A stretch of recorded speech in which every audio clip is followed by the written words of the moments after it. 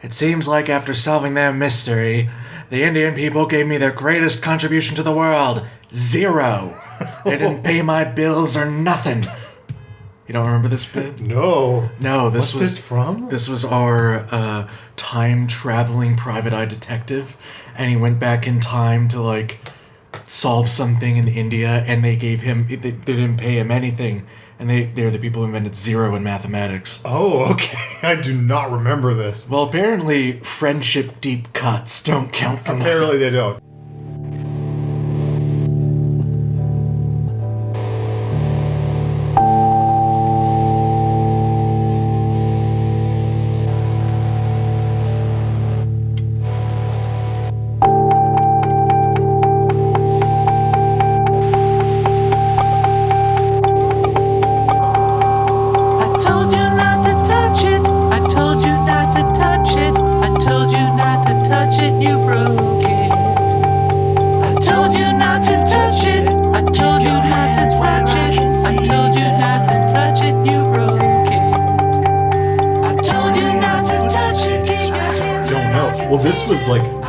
It was the option of getting this one, which was 16 gigs of RAM, or the other one, which was 8. And I was like, I'm going to get the faster one. Yeah, why not? And this has less memory, like less storage, but I don't need 2 terabytes on my like home computer. Welcome to Jacob and Sam's new show where we discuss... Comp talk. Computer talk? Comp talk? Oh, I heard cop talk. Cop talk. And I was just like, all right, explain. Elaborate on this one. We're cops who also enjoy computers and not in a CSI. We are freelance police, and I will have you know that I've solved all of the crimes 70% of the time. My name is Sam, so we could be freelance police. I don't want to be Max. Oh my god, I'm Max. Yeah. Oh. Sorry. Oh my god. The flop sweat's just dripping off. I can't be Max. I can't be Max. No, I can't. I can't. Not anymore. Not after everything. Welcome to The Breakup, the podcast about destroying the things you love by giving them away. I am your host, Sam Young. He is my host, Jacob Wasco. Yep, that's how it goes. Yeah. Yet again, a long kind of hiatus. We're sorry about that. We took a summer vacation. We kind of have done that twice in a row. Like, yeah. Summer is our off months. We had a beach season. Yeah. Like, there was a whole episode where we were at the beach. Lost episode. Yeah, we had skimpy bikinis on, and we did some anime stuff. Yeah. We broke the watermelon. We went to some hot springs and things. That's the winter episode, you uncultured fuck. Well... Have I taught you nothing? Obviously. It's funny, though, we are recording on September 1st, so truly we are ready for a new season. It's almost birthdays. Almost. We know a lot of people who are born in September, we including do. Both of us. Yeah, that's not going to be awkward. Why would that be awkward? I'm saying it wouldn't be. I'm saying it would not be. Oh, I thought you said it would be awkward. Okay. Yeah. I just come to expect that from you. All social interactions are awkward social nightmares. I believe in myself. And where I'm at. And you're a Oh, I've got to cut that. Yeah, you're not. I'm going to cut that. I'm going to cut that. You'll never know what Jacob just said. So I think it's my turn to go first. Cool. I think. Cool. Sam, what piece of shit did I make you enjoy? You made me watch a compilation of videos for Fuck, I don't even remember the name. Wow, I think I can tell how you feel about this already. I made you watch all of the live action skits and segments performed by the comedy group SuperMega. Or you got me to watch about 2 hours of them. Yeah. Yeah, it was. Okay, I was going to say SuperMega. I was like, no, that's not right. that's too dumb. Yeah. There's no way it's that. Mm-hmm. So, SuperMega is a sketch comedy duo, which, because of the way the videos were arranged, I didn't realize at first. I thought they were like 4 people, because one of them has a brother, I think, and then they had another friend who came along. They do internet sketch comedy, and they're 2 guys who live in L.A., and this is where you're actually wrong. They are 2 Let's Players. Oh, okay. Well, I mean, I was watching sketches, like... Yeah. And no, they are, yeah, they're LPers. Yeah. And I find... But I wasn't watching their LPs. Yeah, no, you weren't. Because that's not where the creme de la creme is at. So yeah, that's kind of, I don't really have much more of an explanation of that. They're two white guys, I guess. One's kind of stout and sort of bulky, and the other's quite skinny. And he reminds me of Kyle, oddly enough, friend of the podcast, Kyle.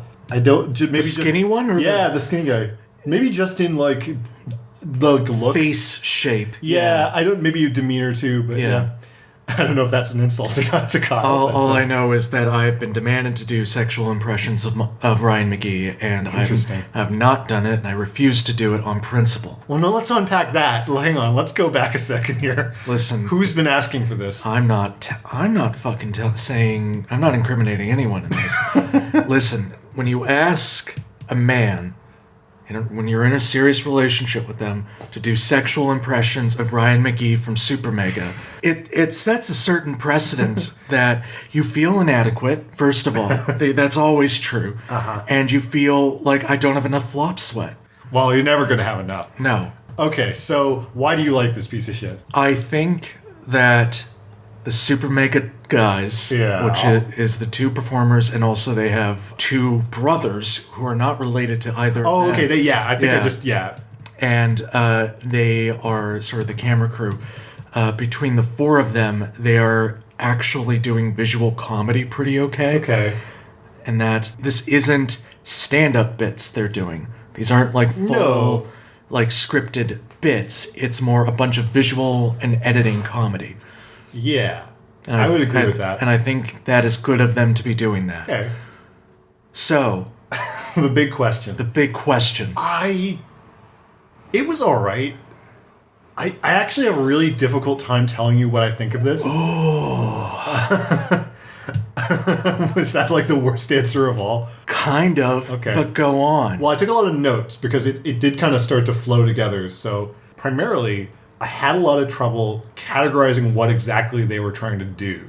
Because the first thing that shows up on the feed of at least what you sent me is them going to Comic-Con or is it Comic-Con or a video game convention of some, I can't remember the name. They go to a video. Oh no, they're at E3. And it's just them going around doing these sort of sketches as like on the floor reporters.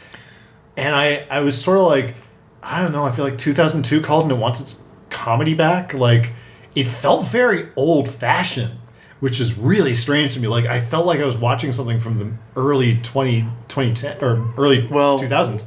One of them was obviously pro Jared. Yeah, and I don't know who that is other than he got caught doing shitty things.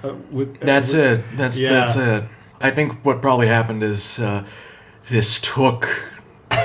Because we were on summer break hiatus, I said to watch them in reverse order from oldest to newest. Oh, I didn't. I remember that. That's fine. So that was weird. That experience. Yeah, I imagine that was really weird. Yeah, I didn't know. You watched everything regress. You know what it was? Okay, so they're doing these sketches, and I kind of kept thinking of like Eric Andre, but like it's sub Eric Andre. Ooh. And I just kept thinking, go commit a crime, guys. Just commit to the bit. Go slap someone. Just get yourselves arrested. Because all this dawdling around and faffing about is just kind of like, yeah, you're two white dudes and you're sort of trying to do edgy humor, but you're not really committing to the bit. And again, it wasn't all terrible. Like, it wasn't horrible, but I didn't care about You were just this was so pedantic to you. Pedantic's not the right word. It was more like... sounds like the correct word, We're going through the motions. Pedantry is like if they tried to school me on what cringe humor is.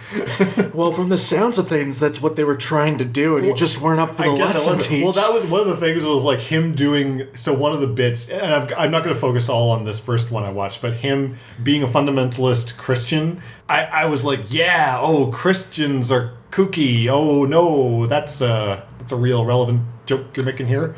And it wasn't terrible. Like, it was just kind of... Are you saying you don't believe in our Lord Jesus Christ? I don't.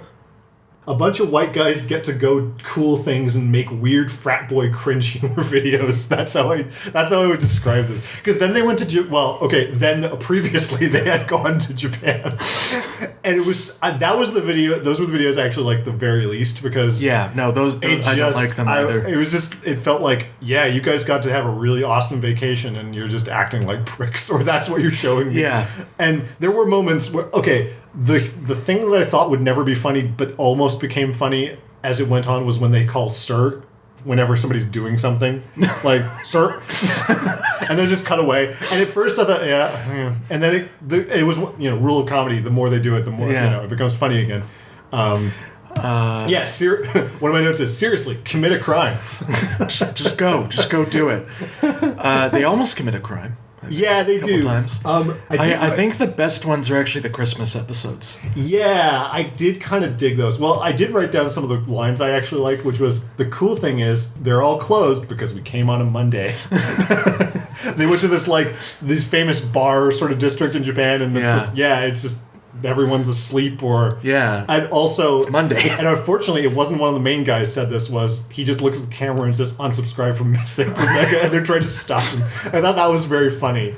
But yeah, it was like watching someone's slideshow. Yeah. They also reminded me that LA is a weird flat hellscape. Oh yeah, LA is horrible. Lighting the candy cane was funny in the Christmas video. Yes. Oh yeah, and there's the vape pen. Like I wasn't seeing that. Like I didn't see that coming. Oh, okay. It's funny because you told me not to watch these, but the most fun I had was one of their cooking episodes. Which one? The Finn Wolfhard one. Really? It's like, I'm just sitting there. I've been watching this. I think I'm getting into the groove. It's sort of cringe humor. It's a little nihilist. It's a little intimate humor. And all of a sudden, they walk into their apartment, and there's the guy, and they've got the superimposed, like, Gary Oldman face on it. And it's like, okay, what's that? Holy shit! That's Finn Wolfhard! What the fuck? And they just have him wandering around the mall talking about the shitty cake he's gonna make, and people coming up to him being like, "Are you on TV?" And it's just this teenager just kind of like hanging out with these idiot adults. And I didn't watch the whole one because you didn't say I had to, but it was sort of delightful. But it was not entirely not because of the main characters. From the sounds of things, you just don't like Ryan McGee or Matt Watson. Skater Boy and Cop was very funny. Yeah, okay. That was actually very, because I thought, okay, well, what are we? Oh, okay. What about my two lovely uncles? Yes, that was also funny. Not as funny as Skater Boy. So what happens is, the Skater Boy video is, it's a cop and a skater, and they're doing sort of like an intentionally bad music video, and then the Skater Boy accidentally kills the cop with his gun, and then it becomes very like super dark Weekend at Bernie's, and it was very funny. And I wanted more structure out of them, I think what it was. Yeah. Like the bits where they're just sort of trying to do cringy, like we're going up to people on the street and making them feel awkward, was sort of not that great. Like it just was annoying.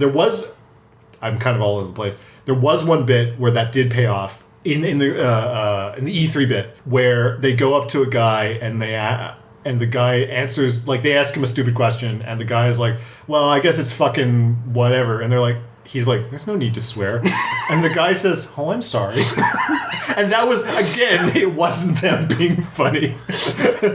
Yeah, the little moments, like, there are some genuine moments where they screw up or they do something weird, and that's funny. But anytime they were kind of trying to force it, felt very hard to... Sure, I get that. For me... What a pathetic little tree. That was very funny. Yeah, they do make more gay jokes than straight white guys have any right to in 2018. Yeah. Like, Pokemon at Area 51. Very good bit. Yeah. That was very good. But it was too long, and it was sort of just like watching them. I didn't realize... quick. I didn't realize there was a distinction between the little vlog videos and the sketch videos. Yeah. Because it's basically the same thing. Yeah. So yeah, sorry, finish your thought. For someone who was like, I don't really know what to say about this, you've said a lot. No, it's not that I didn't know what to say about it, it's I didn't know how to categorize it. Like, all right. I don't know how to feel about it. Sounds like a solid C. It's a solid C. I'll give them that. They made me laugh a couple times. Yeah, I think for me, I agree with you. They're like walking up to people, and those sort of forceful bits aren't good compared to when they're basically making fun of themselves. Yeah, when they're just screwing around, it was like with each other and like beating each other up. Like that was kind of funny. And I think my favorite episode is it's them and Oni and G. Yeah. Because it was like sort of the, not quite a vlog, but like their whole, we're doing something else on top of the My Two Lovely Uncles video. I did like the Two Lovely Uncles thing because I didn't quite know where it was going, and then it kept escalating. They went to Syria and then got drone striked by the president. Oh my God. There was one thing And it only happened once, which I was happy about. But why is it in a lot of what I call internet humor, why is Jewish is funny? And I'm not talking about like Jewish humor, but I'm just talking about like mentioning that something is Jewish is funny. Because like when they went to E3, they called it the Israel of whatever, of video games. And I was like, why? Why is anti-Semitism is funny. Yeah, is that just it? Am I just... Well, like, it's that... Are we still... Being anti-Semitic used to be funny. Now it's not. But being anti-Semitic by being a parody of anti-Semitism is funny in America. Yeah. It just seems like sometimes the punchline is Jews. Yeah. Like, I don't... Again, this is what made me think, like... Hey, do you remember in the 90s when the punchline was Yiddish? Yeah, well, it just felt like 2002 internet edgy humor. Like, oh, the Jews are amusing. Aha. And we're not being anti-Semitic because it's just a joke. Well, to be fair, Sam, I mean, this isn't fair. This is like one line. To be fair, there are multiple faiths in Israel, I'll have you know. This is true. This is accurate. Yeah. They're, That's all I have to say. That was it. Do you know that Samaritans are another, like, sort of an offshoot of Judaism? Samaritans? Samaritan, like the Good Samaritan. That's a thing? That's a thing. Holy shit. They are a Jewish minority, but they don't follow, like, not literally Orthodox, but Orthodox Judaism is very different from what they practice. Okay. I know that, like, the Hasidic Jew community, like the hardcore Hasidic Jew community in Israel are very hostile to basically everyone that isn't them. Yeah. Like... We're going way off track here. Well, listen, it's funny. If SuperMega is to believe, I see. This entire conversation is hilarious. The punchline is Jews. Yes. I get it. Applause. I understand what they were trying to teach me now. Clap. Everyone clap. Please clap. Yeah. Okay, so yeah, solid C. It had its moments. Yeah. That's fine. That's so, fair. Jacob, what I make you do? I don't fucking remember. Yeah, you do. No, I actually don't remember what it's fucking called. The Fensler Films G.I. Joe parodies, or PSAs. All right. I feel like we both went in a very similar vein this time. So you know what? We did. Yeah, we really did. Speaking of out-of-date 2000s internet humor. Speaking of out-of-dates 2000 humor, these PSAs are the actual PSAs that would air at the end of every G.I. Joe episode. Because that was... So apparently, once upon a time, G.I. Joes weren't just toys. They were movies that featured Dwayne "The Rock" Johnson. They were also like this... It was also like this cartoon. And there's two. I know there's two, but only one has Dwayne "The Rock" Johnson. Wait, what? Yeah. Oh my god. They brought him in because the first one was kind of meh. Oh, damn. All right. So with that bombshell dropped, in these actual PSAs that were made for this cartoon show, there was a lot of existentialist early 2000s humor that was people who don't quite understand absurdism trying to be absurdist. That's very accurate. Yeah. And so you got to see all of these famous G.I. Joe people's warn children not to be children. These are re-edits. We should make note of. These are voiceover. Yeah. Yeah, they are. How long is this video again? It's like 40 minutes? Something like that? The one I made you watch? Yeah. 16. Oh, it didn't feel like that. It really didn't. This is one of those ones where I was like, I don't know what Jacob will think. So it's basically a bunch of PSAs that aren't PSAs of you should double check what you're downloading on your computer because it'll go bad, and that's literally the only one I remember. There's a fireman, I think. Yeah, there's a fireman. Who screams at you intelligibly, and I think the internet dial-up sound? Yes, one of them. Or like the AOL sound or something, and like that's the only way it communicates, and you need to be saved from that. In fairness to you, I watched this like right before I assigned it to you, and I don't remember half of it. Like, so... Ask me the question. I think I know why you like this piece of shit, though. I think you told me this, but tell me anyway. Well, because when I was like 17, this was the funniest thing I'd ever seen. And some of them still kind of hold up, but I was mostly interested in... Well, no, that's not the answer to your question. I just kind of, like, I'm fond of them in a nostalgic sense. So there you go. And some of them are still... I think some of them are still funny. Well, one of them is still funny, which is... Hey kid, Yes. I'm your computer. Yes. That is the one. Stop all the downloading. I think the body massage one is still pretty funny. Well, the problem is the sound mixing was so bad. That's like the first one they did, I think. Well, this was a weird watch. Yeah. Because I felt like I had seen, afterwards, a Rosetta Stone of early internet comedy. Absolutely. This was a awesome, Metal Gear Awesome of its time. Yeah. And it was just so influential and inspirational that a young 20-something Eric Andre would go on to debase himself and flunk out of stand-up bass school after watching this. Yeah. And honestly, do you know he's coming to Vancouver? Oh, is he? Or he may have already been to Vancouver? I think he may have already been. Yeah, like, the problem is, like, tickets were like $60. Oh, yeah, and I was like, yeah. I don't want to do that. I don't want to pay $60.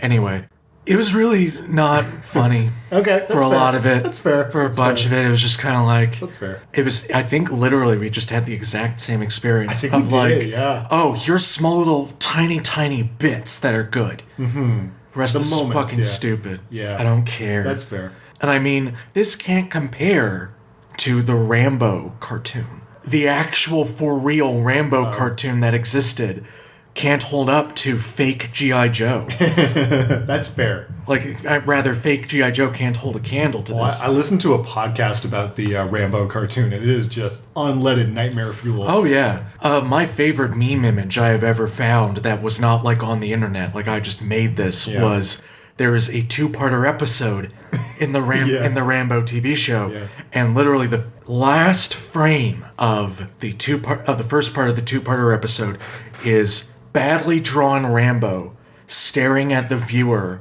misshapen and ugly, and then just in big block yellow letters, "To be continued." And I think, to me, that's the height of comedy right there. Yeah. Well, I mean, I think the lesson from both of our experiences is Seinfeld isn't funny. Well, that is one. Two, especially because he used to date an 18-year-old, which is really weird.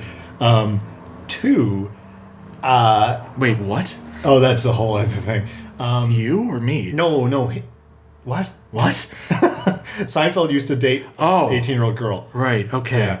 This is. I didn't realize we were talking about Seinfeld still. I apologize. What do you think I was talking about? Me? That I was dating this 18-year-old that I didn't know about. And I was like, what? Explain. I have so many jokes to elaborate on that thought, and all of them will just get me canceled. So I'm going to keep moving on here. Aren't you the producer? Aren't you the one who decides if we get canceled? No. It's the internet. It's the Twitters. Oh, God. I've literally lost my train of thought about this. What I think we kind of learned is that, like, it's like, we've talked about this before, making an intentionally bad movie or trying to be intentionally weird and wacky. It's actually quite hard to do that. And the moments of sort of genuine, like, either unrehearsed moments are generally better. So, you know, your Rambo cartoon, or like those guys, their friend telling people to unsubscribe, like, that's more funny, or at least to us. I mean, I rewatched those Fensler Film cartoons, and I found them funnier than you do, obviously. But I also remember, like, I saw them for the first time on a band trip in high school, and it was like on dial-up internet at the hotel. So it was just like a struggle to even watch an entire one. Wait, you were in band? Yeah. I played an instrument. Didn't we? We've talked about this before. Oh, we have, haven't we? Yeah, we have. Oh.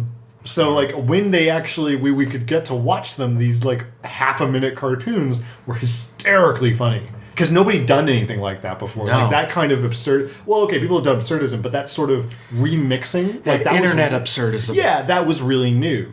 It's probably why I like MST3K, the kind of unintentional humor of weird PSAs. And, of course, they do, you know, they've written a script for it. But anyway, that's sort of we are together in some sense on this. Solid C for you? Yeah. Yeah, solid C. No.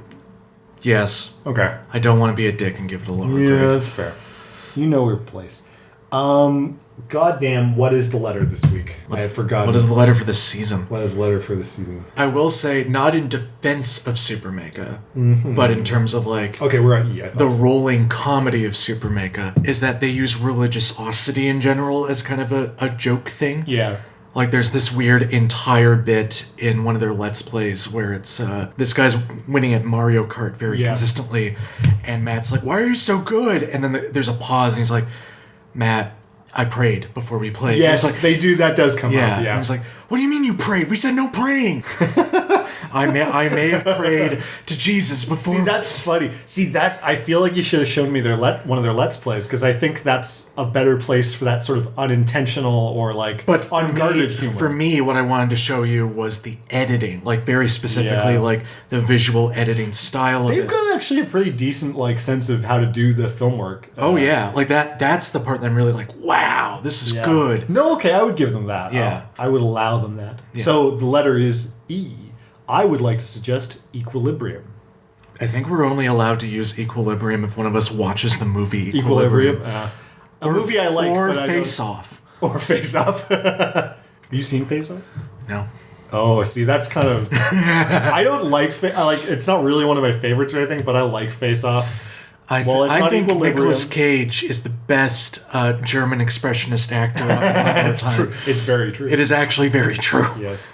All right, if not Equilibrium... Have you seen Mandy? No, I haven't yet. Oh, shit. Okay. You should put that on the list. Yeah, all right. So if not Equilibrium... No, I think actually we should just do Equilibrium. Okay. You got it in one. Congratulations. Hooray! I was thinking about it beforehand. That's why I got it. So next time, Jacob, what are you making me watch this time? So off camera, half a century ago, in the middle heat of July, you mentioned that you have been getting into speedruns. Speedruns, yes. Yeah, you've been enjoying some sweet speedruns. I've been getting into speedruns. So I want to share with you, my best buddy in the whole wide world, my favorite 2 speedruns that have ever been done, ever. And they are, in order, a totally legit speedrun of Legend of Zelda Wind Waker. Ooh. And then afterwards, a totally legit run of Legend of Zelda Ocarina of Time. Cool. And they are done by Scott Falco. I think I've watched a bit of him.